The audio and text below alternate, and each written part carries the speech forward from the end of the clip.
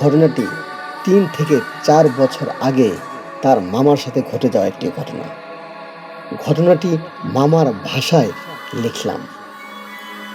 তখন রাত ১টা বাজে, দোকান বন্ধ করব। হঠাৎ মোবাইলে কল এলো। দেখি বন্ধু শাহিন ফোন করেছে। ভাবলাম এত রাতে ফোন, কাহিনী কি? ফোন ধরলাম। ফোন ধরতেই একটা দুঃসংবাদ শুনতে হলো। ওর চাচা কিছুক্ষণ আগেই মারা গেছে। কাল সকালে তার জানাজা হবে। এখন মসজিদে গিয়ে হুজুরকে বলতে হবে তারা যেন ফজরের ওয়াক্তে মাইকিং করে দেন। আমি ওর সাথে যেতে পারবো কিনা ও জানালে আমি এক কথায় রাজি হলাম। আর আধা ঘন্টার মধ্যে ওর বাসায় হাজির হলাম। তারপর দুজনে একসাথে বের হয়ে মসজিদে যেতে লাগলাম। তখন রাত ৩টা কি ৩:৩০ বাজে। দুজনে এক মসজিদ থেকে বেরিয়ে আরেকটি মসজিদের দিকে রওনা হলাম। যে মসজিদে যাচ্ছিলাম সেখানে যেতে হলে একটি ডোমপাড়ার মধ্য দিয়ে যেতে হয়। দুজনেই ডোমপাড়ার মধ্য দিয়ে যাচ্ছিলাম। বন্ধুর মন খারাপ, তাই সে কোনো কথা বলছিল না। পাড়াটি অত্যন্ত ময়লায় আচ্ছন্ন। রাস্তার পাশে কিছু দূর পর পর লাইট পোস্ট। কিছু দূর এগোনোর পর অদ্ভুত অনুভূতি হতে লাগলো। মনে হলো কে যেন আড়াল থেকে আমাদের দেখছে। শাহিনেরও একই অবস্থা হয়েছিল, তা পরে জেনেছি।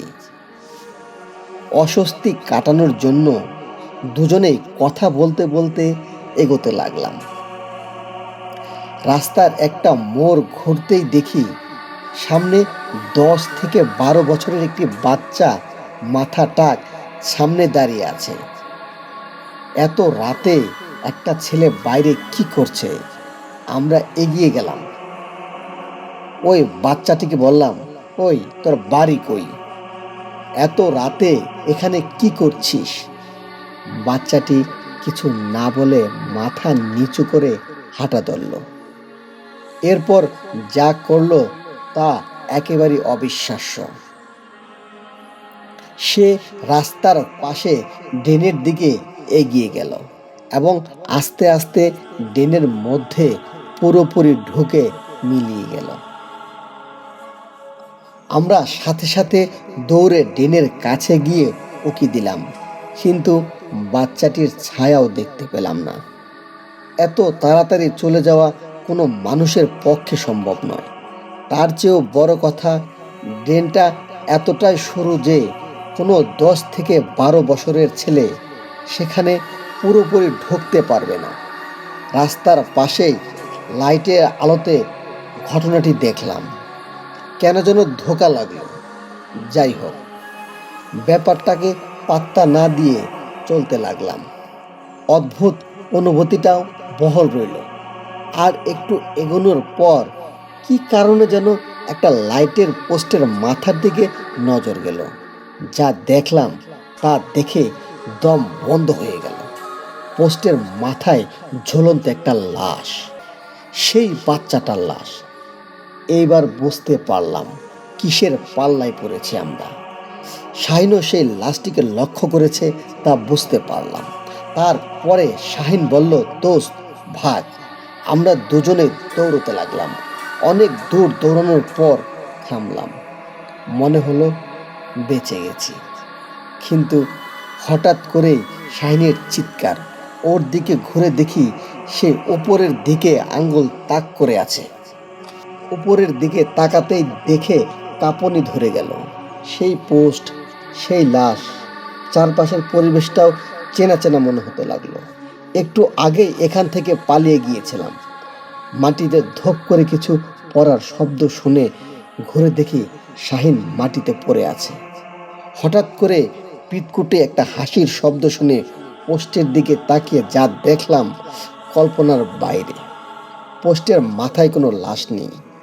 ওই পোস্টের নিচে দাঁড়িয়ে অট্টহাসি হাসছে সেই বাচ্চাটি।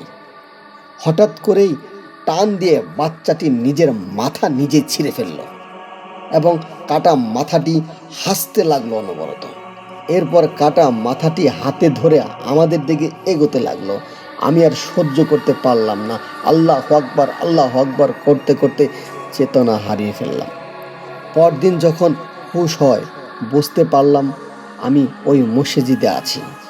পরবর্তীতে জানতে পারি যে ফজরের ওয়াক্তে মসজিদে আসার পথে আমাদের পড়ে থাকতে দেখে মুসল্লিরা আমাদের মসজিদে নিয়ে আসেন। এটা ছিল সেই মসজিদ যেটার উদ্দেশ্যে আমরা রওনা হয়েছিলাম। ইমাম সাহেবের কাছে আমাদের সব কথা বললে উনি বলেন এটা ছিল একটি খারাপ প্রকৃতির জিন, যা মানুষের পথ ভুলিয়ে দিয়ে ভয় দেখিয়ে ক্ষতি করে থাকে। তিনি আমাদের বললেন, আজকে রাতে হয়তো তোমাদের বড় ক্ষতি হতে পারত, কিন্তু আল্লাহর রহমতে তোমাদের কোনো ক্ষতি হয়নি। তিনি আমাদের রাতে বাইরে থাকতে নিষেধ করলেন। তার কথা আজও মেনে চলি। তাই আমরা রাত করে কখনো বাইরে থাকি না। ঘটনাটি যদি ভালো লেগে থাকে তাহলে অবশ্যই একটি লাইক করবেন এবং আপনাদের মূল্যবান মতামত কমেন্টসের মাধ্যমে জানাবেন। আরও নতুন নতুন ঘটনা পেতে এই চ্যানেলটি সাবস্ক্রাইব করে রাখবেন। ধন্যবাদ সবাইকে।